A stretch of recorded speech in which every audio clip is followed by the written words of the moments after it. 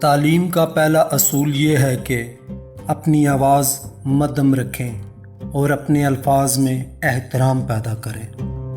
زندگی کبھی کبھی ایسی ٹھوکر مارتی ہے کہ انسان سیدھا سجدے میں جا کر گرتا ہے۔ محبت سے غم اور اداسی ضرور پیدا ہوگی، وہ محبت ہی نہیں جو اداس نہ کرے۔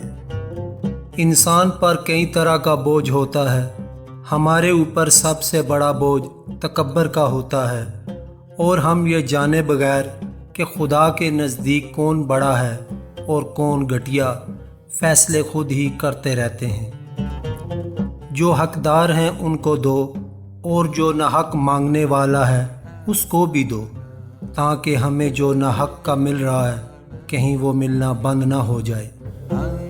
شدید دکھ ہوتا ہے جب ہم کسی پر اندھوں کی طرح اعتماد کریں اور وہ ثابت کر دے کہ ہم واقعی اندھے ہیں۔ جو مانگتا ہے وہ پا لیتا ہے، جو جولی پھیلاتا ہے اس کی جولی بڑھ دی جاتی ہے۔ دوران گفتگو سب سے بڑی غلطی جو ہم کرتے ہیں وہ یہ ہوتی ہے کہ ہم سمجھنے کے لیے نہیں سنتے بلکہ جواب دینے کے لیے سنتے ہیں۔ کچھ لوگوں کے حصے میں صرف چاہتے بانٹنے کا ہی کام آتا ہے، وصول کرنے کا نہیں۔ کوئی احمق شخص آپ سے کسی رائے کا طلبگار ہوتا ہے تو اس کی آرزو یہ ہوتی ہے کہ آپ اس کو وہی رائے دیں جو اس کے ذہن میں ہے۔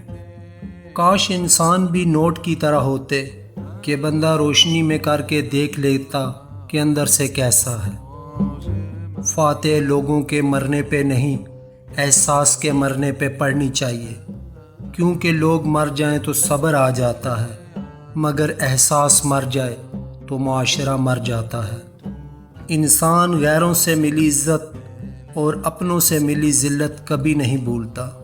انسان دو پاؤں کا جانور ہے، اس کا ایک پاؤں تدبیر سے اٹھتا ہے اور دوسرے پاؤں کو اس کی قسمت اٹھاتی ہے۔ جس معاشرے میں سب چلتا ہو پھر وہ معاشرہ مشکل ہی سے چلتا ہے۔ اللہ پاک کے دیے ہوئے میں سے دیا کرو، تم نے کون سا اپنے پلے سے دینا ہوتا ہے۔ برداشت کے ساتھ حالات ضرور بدل جائیں گے، بس ذرا اندر ہی اندر مسکرانے کی ضرورت ہے۔